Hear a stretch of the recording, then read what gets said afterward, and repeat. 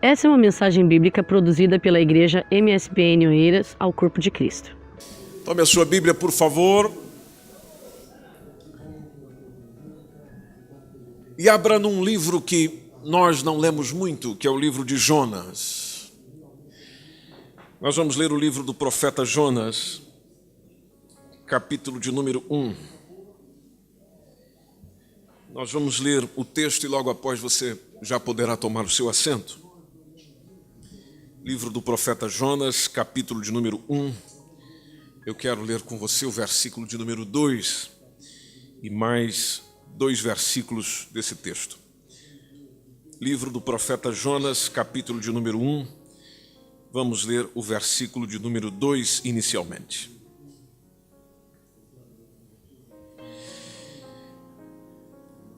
Capítulo 1 e verso 2 diz assim: Levanta-te, vai à grande cidade de Nínive e clama contra ela, porque a sua malícia, o que aconteceu? Subiu até mim. A sua malícia subiu até mim. Agora vá até o capítulo 3, por favor. Capítulo 3, versículo de número 2. Mesmo livro, no capítulo 3, versículo de número 2. Veja que a mensagem é muito semelhante. Levanta-te e vai à grande cidade de Nínive e prega contra ela. E prega contra ela a pregação que eu te disse. No mesmo capítulo, só que agora no verso 4, diz assim o texto: E começou Jonas a entrar pela cidade caminho de um dia, e pregava, e dizia: Ainda 40 dias e Nínive será subvertida. Talvez a sua versão diz destruída. Ainda 40 dias e Nínive será subvertida. Muito obrigado. Pode tomar o seu assento, por favor.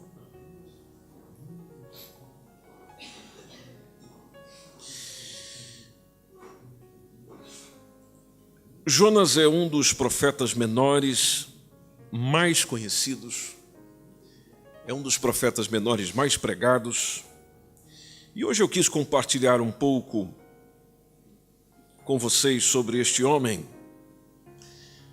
porque nós estamos num culto de missões, e o profeta Jonas nos ajuda a lembrar do dever que nós temos de partilhar o evangelho a todos. A todos. Talvez estais a pensar, mas eu já sei disso. Eu não tenho problema em lembrar disso. Pois é, mas às vezes acontece comigo e também às vezes acontece consigo que nós esquecemos do todo, ou de todos. Achamos que todas as pessoas ouvirão o evangelho se tão simplesmente eu me dirigir a elas e compartilhar a palavra do Senhor com elas, ou a salvação em Cristo Jesus com cada uma delas, e esqueço de que, por uma questão social e até psicológica, eu só tenho facilidade de me aproximar de quem está perto de mim. E quando eu digo quem está perto de mim, tem a ver não só no aspecto presencial, ou seja, quem faz parte da minha vida, da minha rotina, do meu dia, mas também a nível econômico, social e até no caso filantrópico. Tem pessoas em Oeiras que eu nunca vou conseguir partilhar o evangelho de Jesus com elas. Não vou conseguir. Por quê? Porque eu não vou conseguir me conectar com elas, com o pensamento dela, com a linguagem dela, com a forma de ela ser, com a música que ela ouve, com o jeito que ela vê o mundo. E eu posso lá chegar e compartilhar a palavra do Senhor com ela, mas as palavras não são tudo que pode ser dito. É preciso algo mais, é preciso uma conexão de pessoa para pessoa. Aí tem os espirituais que chegam para a gente e diz assim: não, mas quem faz esse trabalho é o Espírito Santo. Bom, se o Espírito Santo faz esse trabalho então, e ele é plenamente eficiente nisso, então por que ele está a contar comigo? Se ele está a contar comigo, é porque a parte da estratégia e a forma de comunicar o evangelho depende de quem? De mim mesmo. Mas eu preciso ser consciente de que há pessoas que eu não consigo alcançar, eu não consigo falar, eu não consigo partilhar.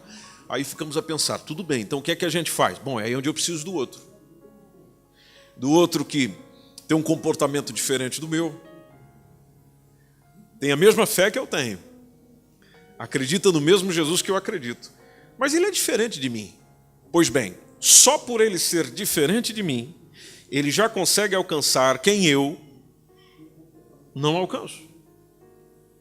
E às vezes as pessoas olham para alguns pregadores que tem por aí, que fazem, que são totalmente diferentes, falam umas gírias, falam umas coisas aí que o pessoal fica pensando, nossa, que blasfêmia. Não, eu não vejo nada de blasfêmia.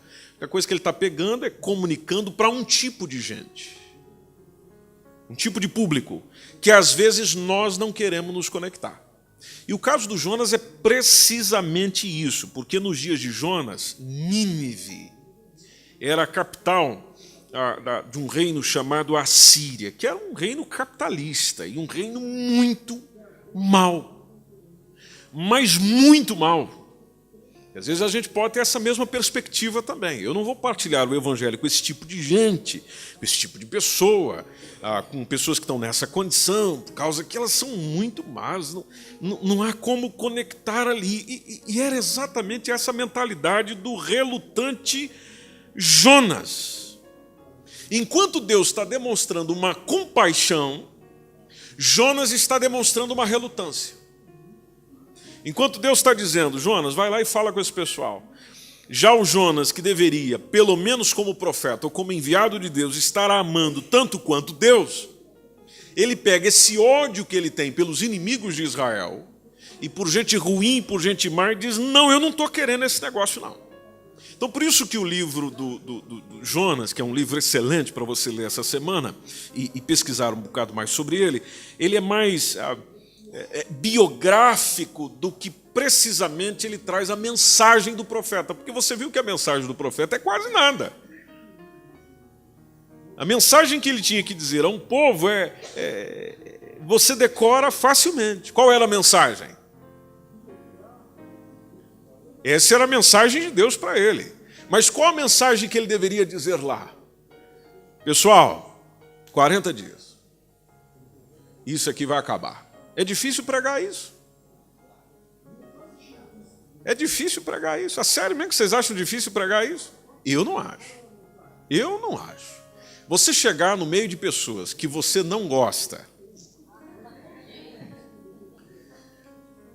como diz, você não conecta, não há uma ligação ali. Você quer ver mesmo aquela gente arrasada. E aí você chegar lá e dizer, gente, 40 dias e vocês já não estão mais aqui. Mas que pregação maravilhosa. Mas vocês podem ver que ele fica relutante. E a história dele é fantástica, cheia de milagres, porque ele precisou ser engolido por um peixe para obedecer a Deus. Às vezes a gente tem que ser engolido por alguma coisa para poder obedecer ao Senhor. Tanto que no capítulo 1, verso 17, o texto diz que o Senhor ordenou que um grande peixe engolisse Jonas. E ele ficou dentro desse peixe quanto tempo? 3 dias. 3 noites, diz o texto. Quando a gente vai um pouquinho para pesquisar sobre esse grande peixe, ele é cuidadosamente distinguido de uma chamada, por exemplo, lá pelo profeta Amós, no capítulo 9, versículo 3, como a serpente sinistra do mar. Outros textos chamam de Leviatã. Leviatã fazia parte da mitologia cananeia, do monstro das profundezas. A Bíblia fala muito desse Leviatã. Aliás, a Bíblia fala de animais enormes criados pelo Senhor, que muitos deles ainda não foram descobertos, como dizem algumas pessoas. Exemplo, se nós lermos o Salmo 104, versículo 24, o salmista está dizendo assim, olha, quão numerosas são as tuas obras, ó Senhor. O Senhor fez tudo com perfeita sabedoria. A terra está repleta das suas criaturas. Aí o verso 25 ele diz assim, eis o mar, O mar que é vasto, o mar que é profundo, e nele vivem inúmeras criaturas, seres vivos, minúsculos. E cada vez que a gente acompanha alguma notícia que vem do campo da biologia, estão descobrindo espécies minúsculas no mar até hoje. Então o salmista retrata exatamente isso, seres minúsculos, e ele também fala dos grandes. E se você observar no verso 26, ele fala: por ele singram os navios, e também o Leviatã. Inclusive o texto diz do Leviatã que criaste para com ele o quê? Folgar, brincar, se divertir. Ou seja, Deus se diverte com os animais enormes que ele criou. E dentro da perspectiva do salmista, é justamente daqueles que estão nas profundezas do mar. Segunda-feira, na aula do IBADEP, nós compartilhamos um pouco com os alunos nossos do curso de teologia. E expus para eles, por exemplo, sobre um documentário que vi sobre um peixe chamado megalodonte. É um peixe do qual muitos ainda estão buscando, estudando, mas ele é enorme. Enorme. Já foi tomado algumas imagens, já foi tomado muita coisa sobre esse peixe.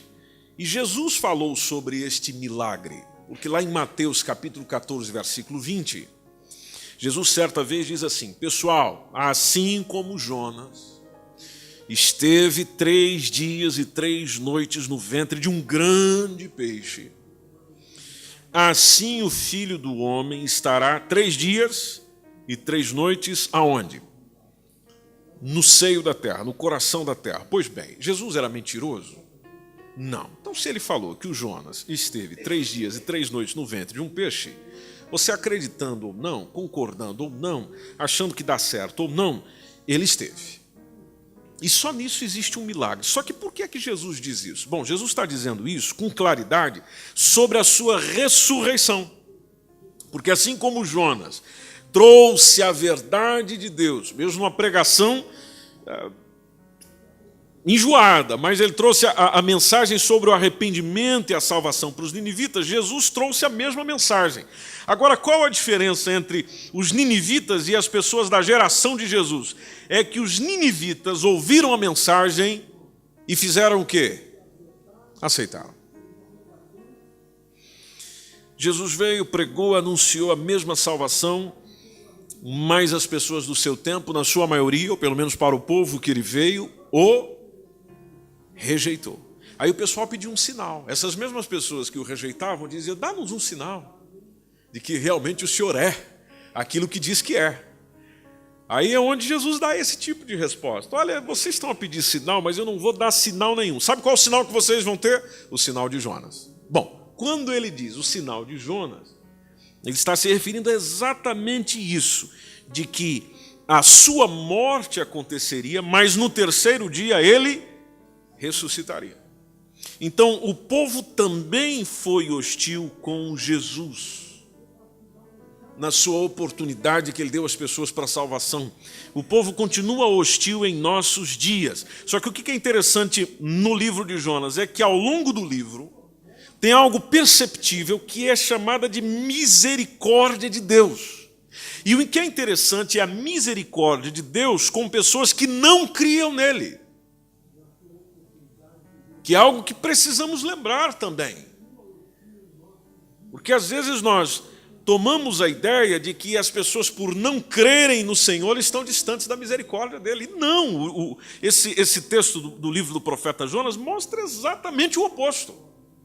Exemplo, quando está no capítulo 1, versículo 7, quando ele salva os marinheiros da tempestade, os marinheiros nem adoravam a Deus, eles não conheciam a Deus, Criador de todas as coisas, não. Eram seus deuses, era seu grupo, era a sua gente. Só que interessante, que eles pegam a palavra de Jonas, depois que o Jonas se apresenta, e diz no versículo 15, que eles lançaram o Jonas ao mar, porque o Jonas mesmo disse: olha, tudo isso está acontecendo aqui, é porque eu estou fugindo. Eu deveria ir para Nínive e eu estou indo para a Espanha. É porque é isso mesmo que ele estava a fazer. Tarsis é aqui na zona, na região Espanha. Ele estava vindo para cá, os nossos vizinhos. Então ele, vindo no sentido oposto, ele diz, olha, tudo isso aqui realmente, a bagunça está a acontecer porque eu não estou querendo cumprir a minha missão. É porque eu estou fugindo daquilo que o Senhor me deu. E lá está o Senhor sendo misericordioso com os marinheiros, porque o versículo 15 diz que a tempestade parou quando Jonas foi lançado ao mar, então Deus foi misericordioso com os marinheiros, em resposta ao clamor dos marinheiros, que você pode perceber no versículo 14, que quem orou? Foi o Jonas ou os marinheiros? Os marinheiros. Disseram, ô Senhor! Interessante, o Jonas estava convertendo gente até na rebeldia dele. Que cara bom. E os ninivitas, eles foram poupados também da destruição, justamente por se arrependerem. Veja no capítulo 3. Se você observar no capítulo 3, versículo 3, depois que o Jonas é deitado ao mar, o capítulo 2 fala justamente, capítulo 1, finalzinho, vem dizendo ele ser engolido pelo peixe, aí lá dentro do peixe ele se converteu, orou ao Senhor, Deus dá uma ordem ao peixe, vomita ele pertinho da praia, aí de novo vem a mensagem a ele, que nós já lemos no versículo de número 2. Só que o versículo 3 diz que Jonas, desta vez, sem demora, ele obedeceu a palavra do Senhor e partiu para Nínive, segundo a palavra do Senhor, e era, pois, Nínive o quê? Uma grande, então tinha o quê? O que é que Nínive tinha? Muita gente, muitas pessoas, era uma grande cidade, inclusive levava-se quantos dias para atravessá-la? É muita caminhada, é muita terra, 3 dias para percorrer a cidade de Nínive. Interessante que, como nós lemos no texto, quando o Senhor comunica que mensagem que deveria dizer ao povo, ele disse, clama contra. Não é clama a favor, é clama contra, porque não existe arrependimento pregando a favor. Se nós pregamos a favor das pessoas, não se desperta arrependimento nelas, porque a única coisa que existe em nós é vontade de pecar. Amém, gente? Ou ninguém aqui tem vontade de pecar? Se você não tem, como disse aqui recentemente, você já virou anjo e não sabe. Mas todos nós temos vontade de quê? De pecar. Poxa, então eu preciso de alguém que me pregue, ou que pregue a mim, melhor dizendo, não que me pregue, porque pregado já foi Jesus na cruz do Calvário, mas que pregue contra eu mesmo. Porque é a única oportunidade de eu abrir a consciência, a mentalidade, para ver no erro onde eu estou a me meter. Veja que a expressão de Deus a Jonas foi a malícia dele já chegou no limite. E olha que eles eram terríveis, mas veja a misericórdia de Deus que a gente aprende também com o profeta Naum, a longanimidade de Deus, onde ele vai suportando, mas também existe um limite. Então o contra é que desperta o favorável. Por isso a indicação de Deus dizendo, vai e prega contra, porque o contra ajuda a definir. O contra ajuda a decidir. Pregar contra vai definir se eu sou quente, pegando a expressão de Apocalipse, se eu sou quente ou sou frio, porque o pregar contra me tira da mornidão. Então, se você observar no versículo 5 do capítulo 3, diz que os homens de Nínive creram em Deus. E o que é que aconteceu? Vamos proclamar um jejum aqui, minha gente. Quando fala de proclamar com jejum, já vamos acabar com a festa, porque onde tem festa tem comida. Então vamos nos alegrar menos aqui um pouquinho, porque a nossa alegria está nos levando ao pior. E eles tiveram um outro comportamento que era muito comum no mundo oriental, que é vestir-se de pano de saco. E eles fizeram isso desde o maior até o menor. Aí diz o verso 6, porque esta palavra chegou para quem? Para o cabeça. Para o cara que manda naquilo tudo. Interessante que o Jonas não foi falar ao rei, mas notícia ruim.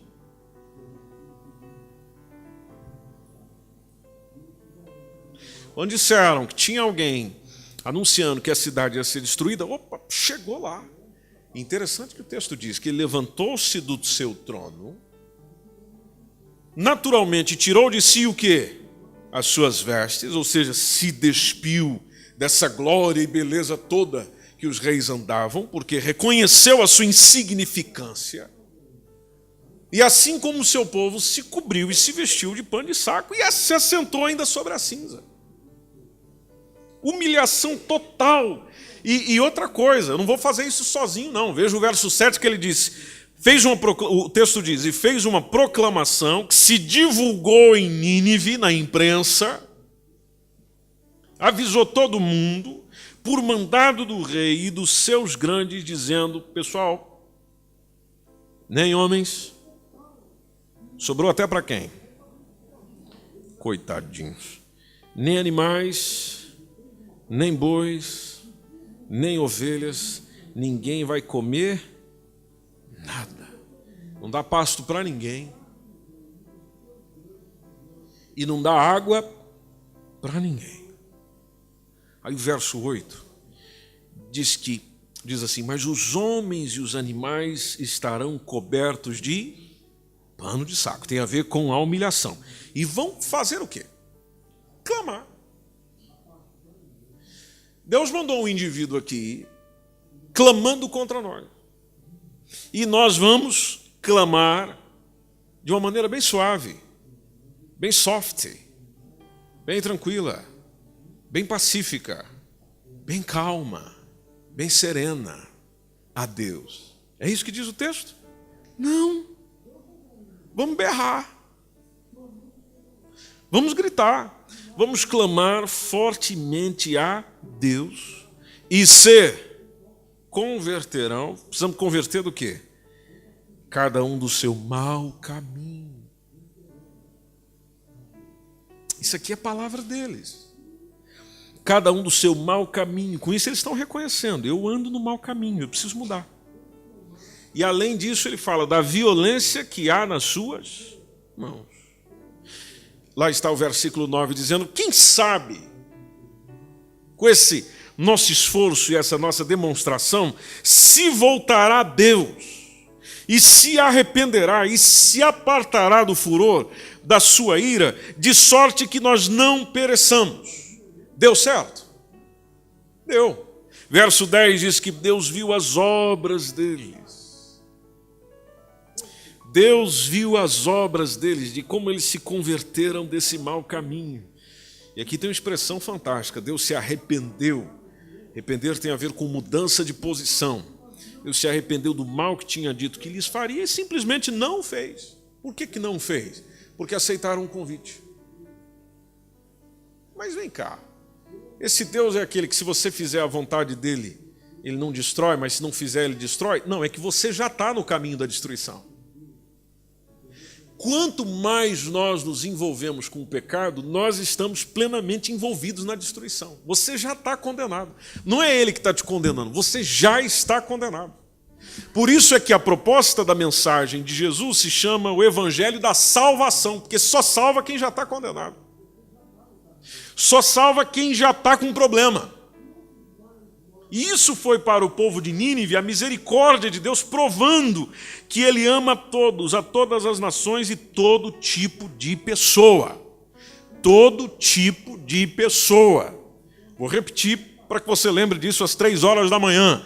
Todo tipo de pessoa. Aquelas que você olha e diz, nossa, que pessoa fantástica, legal e maravilhosa. E aquelas que você olha e diz, Jesus do céu, misericórdia. Inclusive aquela que se veste não sei do que tem um negócio atravessado no nariz, e tem aquilo tudo e que você diz, meu Deus, é o demônio puro. Pois é, mas Jesus ama aquela pessoa ali.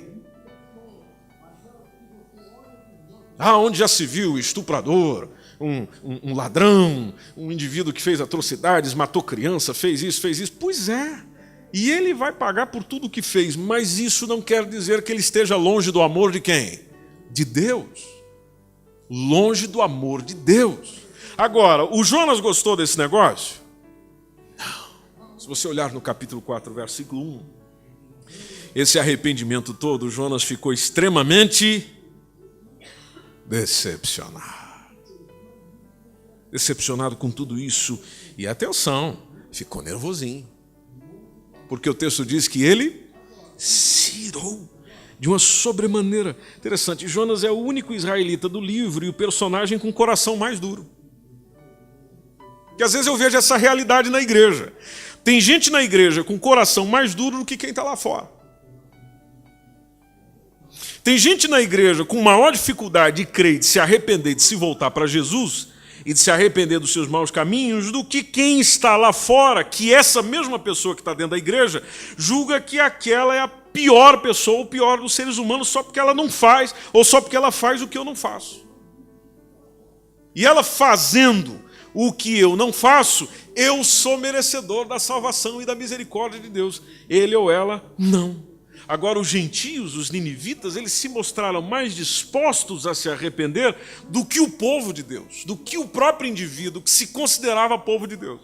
No livro de Jonas, nós temos um indivíduo que se diz povo de Deus, insensível à voz do Senhor, enquanto nós temos aqueles que não eram plenamente sensíveis ao que Deus queria, ou à proposta que Deus tinha. E às vezes nós temos o mesmo comportamento, por isso que o livro de Jonas é fantástico para nos ensinar sobre missões, porque às vezes nos indignamos com as misericórdias de Deus sobre as pessoas, as quais achamos que ele não deveria ter misericórdia. É a síndrome do filho mais velho da parábola do filho pródigo, onde o filho mais novo decidiu ir viver a sua vida, foi, gastou, viveu, torrou, acabou com tudo e depois volta todo, me recebe de volta. E aí o pai recebe de volta. O filho mais velho gostou disso? Não. Tanto que Lucas 15, 28 diz que o filho mais velho encheu-se de ira e negou-se a entrar na festa que o pai estava fazendo para o filho mais novo. Por isso que o livro de Jó, no capítulo 5, versículo 2, diz que o ressentimento, quando você fica ressentido com alguma coisa, aquilo fica remexendo aqui dentro. Veja, o ressentimento é um sentimento que repete, destrói o insensato. O ressentimento destrói o insensato e a inveja aniquila aquele que é faltoso de sabedoria. E quem somos nós para chegar para Deus e dizer quem é que ele deve amar, quem é que ele deve rejeitar? Lembre-se do que ele disse por meio do profeta Jeremias, no capítulo 27, versículo 5. Quando por meio de Jeremias o Senhor mesmo chega e diz, gente, fui eu que fiz a terra, os seres humanos, eu fiz todos os animais que nela estão por intermédio do meu magnífico poder. Você não participou de nada disso. É por meio do meu magnífico poder e através do meu braço estendido. E eu dou a quem eu entender que eu a devo dar. Romanos, capítulo 9, versículo 15, está lá a expressão, quando Deus disse certa vez a Moisés, e o apóstolo Paulo relata isso quando escreve a igreja em Roma, dizendo que o Senhor terá misericórdia de quem Ele quiser ter misericórdia, e terá compaixão de quem Ele quiser ter compaixão. Por isso eu não determino sobre isso. Se você observar no versículo 16, diz que, claro que isso não depende da vontade, não depende do esforço do ser humano. Não existe algo que eu possa fazer mais que aumente o amor de Deus por mim. Não existe algo que eu possa fazer menos que diminua o amor de Deus por mim. Não, ele sempre vai existir, ele sempre vai acontecer, mas é da maneira conforme Deus focaliza a sua misericórdia. E com Jonas a gente aprende que Deus é um Deus misericordioso. Mas essa misericórdia não estava no coraçãozinho do profeta. Se você observar no capítulo 4, verso 2, diz que ele fez uma oração e disse, Senhor, eu já sabia. É ruim ouvir essa frase, né? Quando a gente cometeu um erro, a pessoa olha para nós e diz, eu falei? Eu já sabia. O Jonas, Eu já sabia, não foi isso que eu disse, estando ainda lá na minha terra, é por causa disso que eu não quis vir. Por isso eu me preveni, fugindo lá para Tarsis. Por quê, Jonas? Porque eu sabia que o Senhor é um Deus piedoso, o Senhor é um Deus misericordioso, o Senhor é um Deus longânimo, o Senhor é um Deus grande em benignidade e que te arrepende do mal. Aí sabe o que deu em Jonas? Uma vontade de morrer.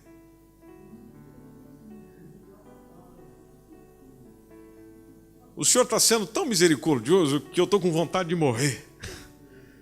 Eu já não aguento mais tanta misericórdia. Porque diz o versículo 3, e peço-te, pois, ó Senhor.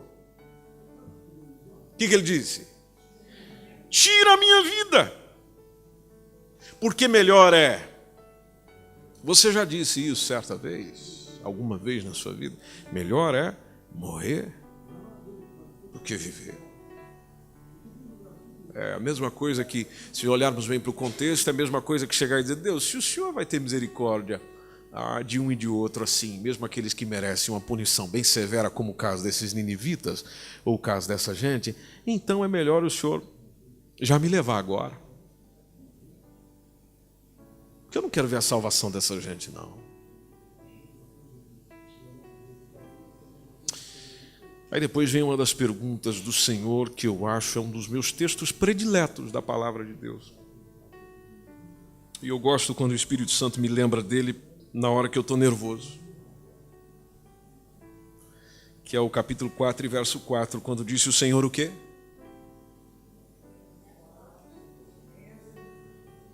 O que ele disse, pessoal? Ou seja, há razão nesse teu ressentimento? Há razão na tua ira? Você realmente tem razão para estar nervoso? Pensa um pouquinho. Você realmente... Conversa aqui comigo, Jonas. Você realmente tem razão para estar irritadinho, meu irmão? Qual é o teu argumento válido para estar com esse nervosismo todo assim, que está querendo morrer já? Jó capítulo 36, versículo 18. Esse texto nos diz... Cuida para que a tua raiva não te faça irônico. E era exatamente isso que estava acontecendo ali, porque o versículo 5 diz que o Jonas saiu da cidade,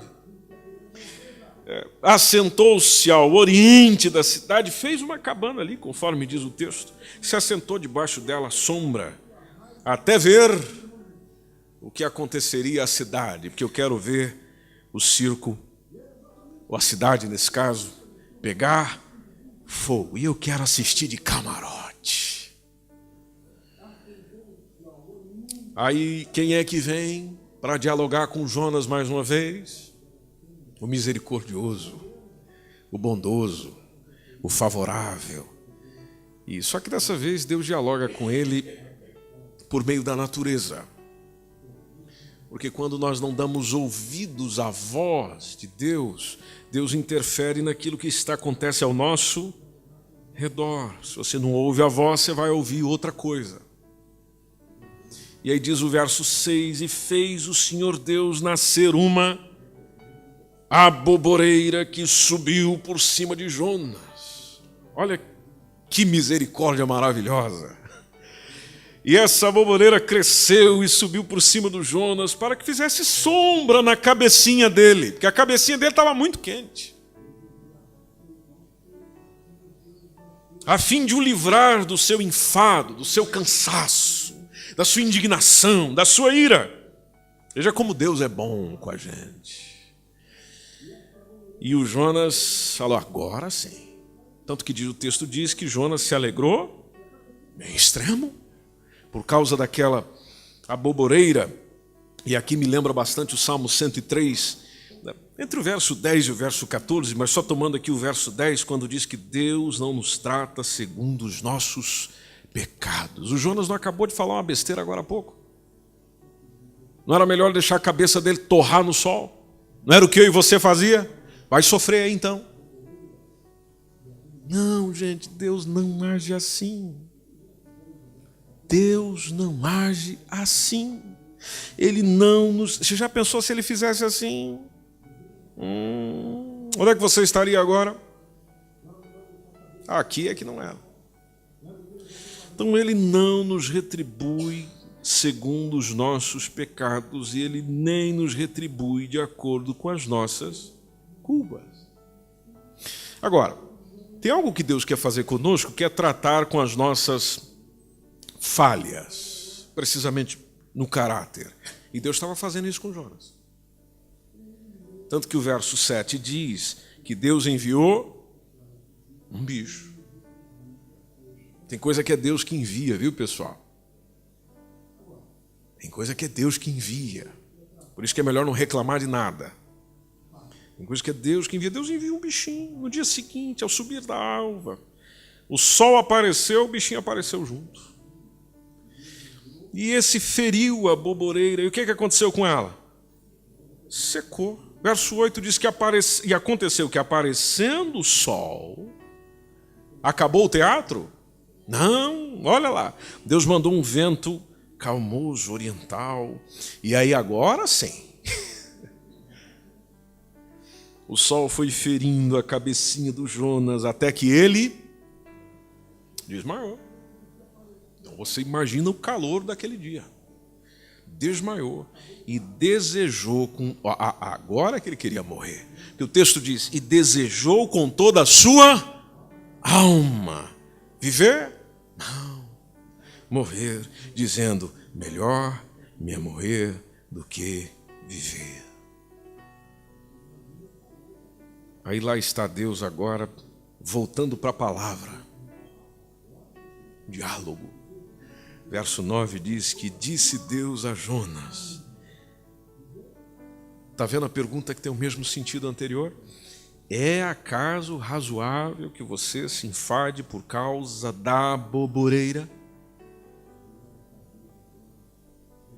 Você tem razão para desejar a morte, ter todo esse sentimento e ressentimento por causa de uma planta. E o Jonas estava tão irritado, tão nervoso, tão desgostoso, tão triste, tão decepcionado, tão irritado, que ele disse, é justo, sim, senhor. É justo que eu esteja aqui cansado, irritado, a ponto de eu desejar a morte. E a Bíblia nos diz que chegará um dia que será exatamente assim. Onde as pessoas sofrerão tanto que desejarão morrer. Mas elas não encontrarão a morte. Isso está em Apocalipse, capítulo de número 9, versículo 6. Isso está ainda para acontecer, minha gente. E a palavra de Deus nos diz que naqueles dias as pessoas procurarão a morte. Todavia,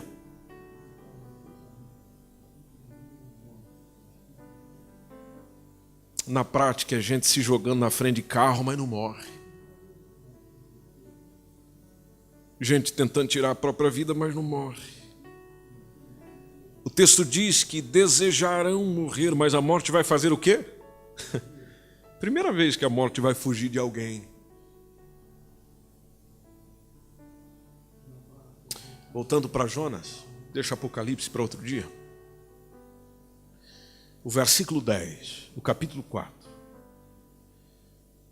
O texto diz, dentro do ensino do Senhor, que a mensagem foi, você teve compaixão da boboreira, da qual você não trabalhou para ela surgir, você não trabalhou para ela crescer.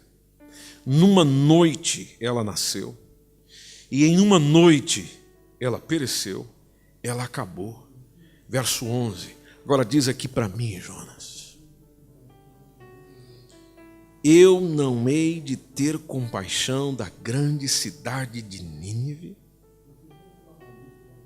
em que estão mais de 120.000 homens, que não sabem discernir entre a sua mão direita e a sua mão esquerda, e também muitos animais. Você está sentindo dó de um negocinho que eu criei, eu fiz. Você não fez absolutamente nada. Você está preocupado com um pedaço de galho, Jonas. E não está tendo misericórdia de pessoas, Jonas. Você tem misericórdia de coisinhas passageiras e não tem misericórdia de almas que estão plenamente perdidas, que não sabem nem o que fazer. Há um texto de Mateus, no capítulo 18, verso 33, que nos lembra isso, quando ali tem uma pergunta dizendo: não devias tu, da mesma maneira, compadecer-se do seu conservo, assim como eu me compadeci de ti? Esse texto fala de um indivíduo que foi perdoado pelo seu Senhor. Mas quando ele encontrou um outro que devia para ele pegou esse indivíduo, botou a mão na garganta dele e falou: você tem que me pagar o que você me deve. É aquele que, alcançado por um favor, mas não tem favor e misericórdia para com o outro. Foi alcançado pela misericórdia e pelo amor de alguém, mas não tem misericórdia e amor pelo outro. E o livro de Jonas nos lembra muito aqui, combina muito com Salmos, precisamente o Salmo 145, dizendo que o Senhor é clemente, Ele é misericordioso, Ele é paciente, Ele é transbordante de amor, transbordante de amor. Transbordante de amor. Você tem condição de imaginar isso? Transbordante de amor. Deus está chamando todo mundo. Deus está chamando todas as pessoas ao arrependimento. E isso acontece e se consome em Cristo, que foi enviado para quantas pessoas? Para todas as pessoas, porque Ele amou o mundo de tal maneira que deu o seu Filho unigênito, para que todo aquele que crê nesse Filho não pereça, mas tenha exatamente o que, pessoal? A vida eterna. Por isso que Jesus se apresentou como luz. Porque Ele está vindo encontrar com gente que está na escuridão. E quem está na escuridão não sabe onde está e não sabe para onde vai. Por isso que quando a gente se encontra com Jesus, a vida ganha sentido. Eu não estou falando de religiosidade, de essas coisas de igreja que você já ouviu por aí, e essa pessoa religiosa que você encontra por aí, que se diz evangélico, mas de evangelho não tem nada. Desses pastores ou líderes que você encontra por aí, que se julgam os grandes, que se julgam os tais, que se julgam os poderosos, mas na verdade não são absolutamente nada. Eu não estou a falar do comportamento de pessoas que você viu por aí, que te escandalizou, que denegriu a imagem que você um dia teve da chamada Igreja de Jesus Cristo. Eu não estou a falar de nada dessa porcaria. O que eu estou a dizer é de quando você tem um encontro real com Cristo, que isso transforma o teu interior, e você que estava em plena escuridão passa a ter a plena luz de Deus dentro de você, de forma que você percebe para que está aqui, de forma que você percebe para onde vai, de forma que você percebe porque pensa assim, vive assim, é assim, acontece assim, desenvolve assim e vive com a esperança de que a vida não está apenas nesse patamar, nesse meio, no viver, no crescer, no reproduzir e no morrer, mas que depois, mesmo que seja da morte, existe uma continuidade e essa continuidade será de eterna luz com o meu Senhor e o meu Salvador. Por isso que o Simeão, quando pegou Jesus nos braços para apresentá-lo 8 dias depois de nascido, ele diz: agora pode me matar. Por quê? Porque os meus olhos viram a tua salvação e aquilo que o Senhor preparou para todos os povos. Veja, o Simeão já tinha consciência, é para todos os povos. Não era só para Israel. Não era só para Israel. Era para todos os povos, para todas as gentes, para todas as pessoas. A mensagem que o Senhor nos chama a dizer, a anunciar, é uma mensagem que às vezes vai contra. Mas é claro que tem que ir contra, porque eu estou indo a caminho da escuridão. Se eu continuar caminhando nessa vida de pecado que eu estou vivendo, eu vou para o precipício. Eu vou cair no precipício. Eu preciso que alguém me avise, dizendo: não, sai daí, não faça isso, não vá por aí. E hoje nós estamos a viver um tempo terrível, onde as pessoas chegam e dizem para nós: não, você não pode condenar o comportamento de ninguém, não, você tem que amar, você tem que aceitar, você não pode pregar contra. Não, a pessoa vai se encontrar, a pessoa vai se achar. Que vai se achar nada, meu irmão. Se ninguém chegar e mostrar o caminho, as pessoas não sabem para onde ir. Isso vale no nosso dia a dia, na nossa vida. E quem não sabe para onde vai, qualquer caminho é válido. E Deus é muito claro em dizer, tanto enviar o seu filho e fazer desse seu filho o caminho, a verdade e a vida. Você pode repetir comigo? O caminho, a verdade e a vida. A gente consegue falar juntos mais uma vez? O caminho, a verdade e a vida. Será que eu não estou reclamando como Jonas? Será que eu não estou fugindo como Jonas? Quanto mais fácil seria se nós, ao contrário de Jonas, nos submetêssemos à vontade de Deus sem demora. E com as pessoas às quais eu me conecto, que não são todas. Que não são todas. Eu partilhasse da mensagem de salvação. Elas não querem ouvir. Talvez na cabeça de Jonas o Nínive também não queria, ou não merecia. Mas lembre-se que quando nós anunciamos a mensagem que vem de Deus, Deus se responsabiliza pelo efeito da mensagem. Eu sou apenas o mensageiro. O que acontece a partir dali é um problema meu? Não. Isso aí é com o Espírito Santo. Eu sou apenas um mensageiro.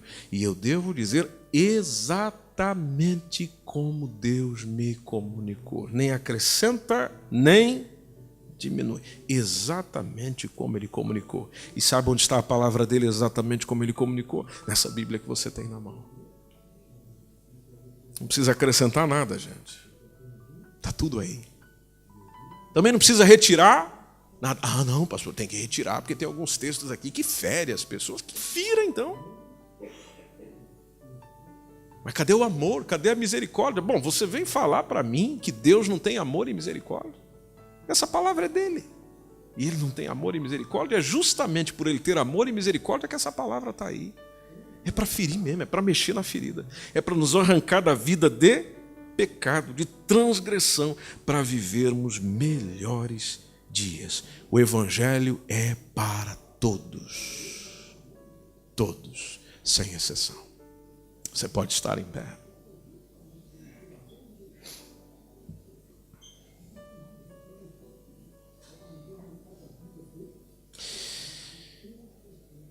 Nós já vamos orar. Eu só tenho uma pergunta para você. Será que você estaria disposto a abandonar a sua zona de conforto e pregar para aquele tipo de gente que você secretamente detesta?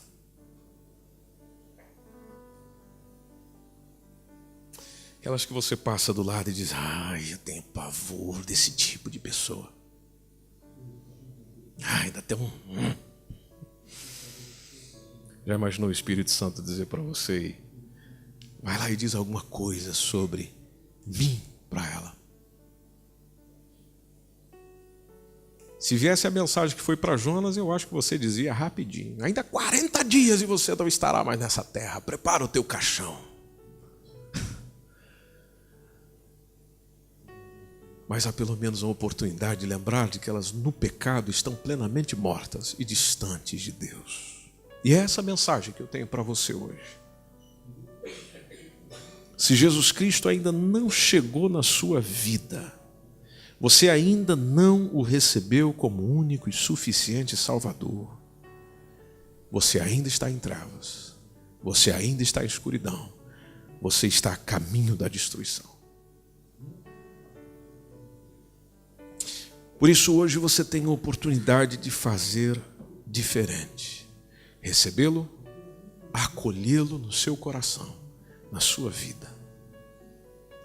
Não tem ritual nenhum.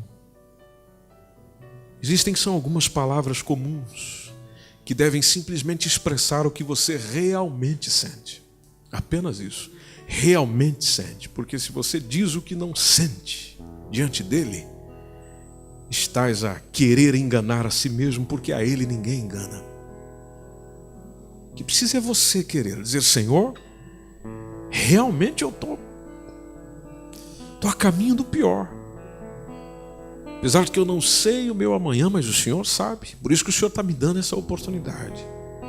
E às vezes você fica a pensar: como é que é possível uma decisão tão simples, uma coisa tão comum, uma coisa tão baixa, como eu já ouvi alguns dizerem, fazer a diferença na minha eternidade? Porque Deus é simples, gente.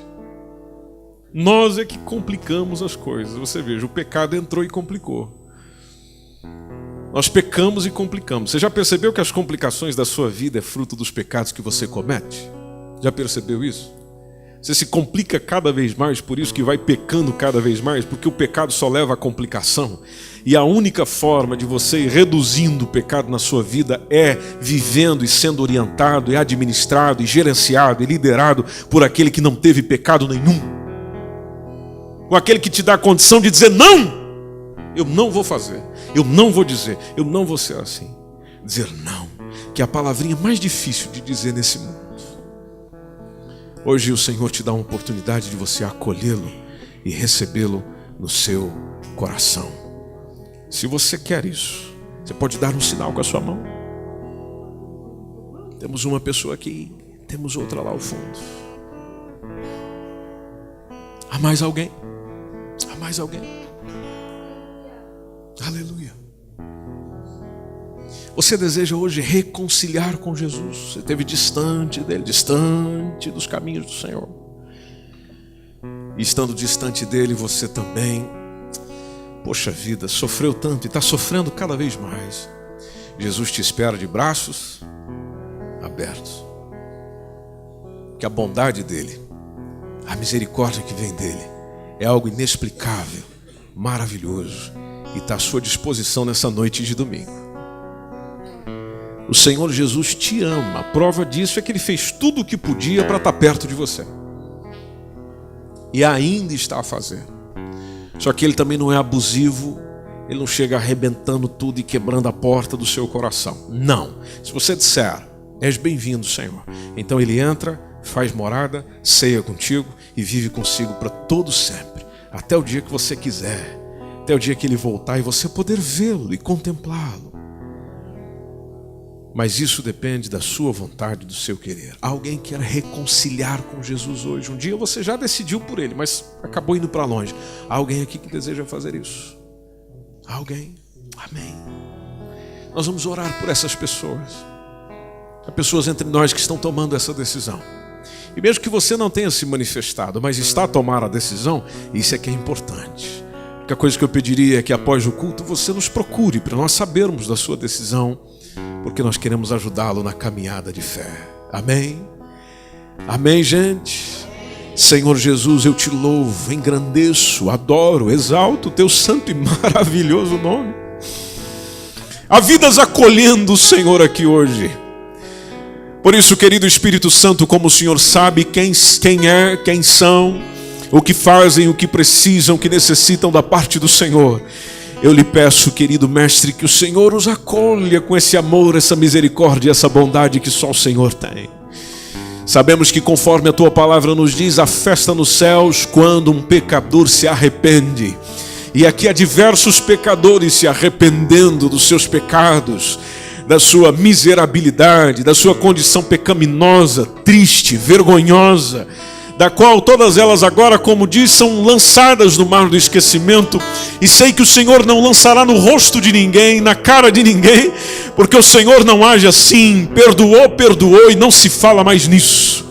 Agora, quando eles e elas são perdoados pelos seus pecados e lavados com o sangue de Jesus Cristo, que teu Espírito Santo venha fazer parte da vida dele e da vida dela nesse instante, e consiga continuar na caminhada e trilhar na caminhada em direção ao céu, para a honra e glória do nome de Jesus. Em o nome de Jesus. Amém? Se você puder, aplauda ao Senhor. Aleluia. Aleluia! Esta foi mais uma mensagem bíblica produzida pela MSBM Oeiras. Siga-nos nas redes sociais, Facebook, Instagram, subscreva o nosso podcast e também o canal no YouTube. Saiba mais em msbmportugal.com.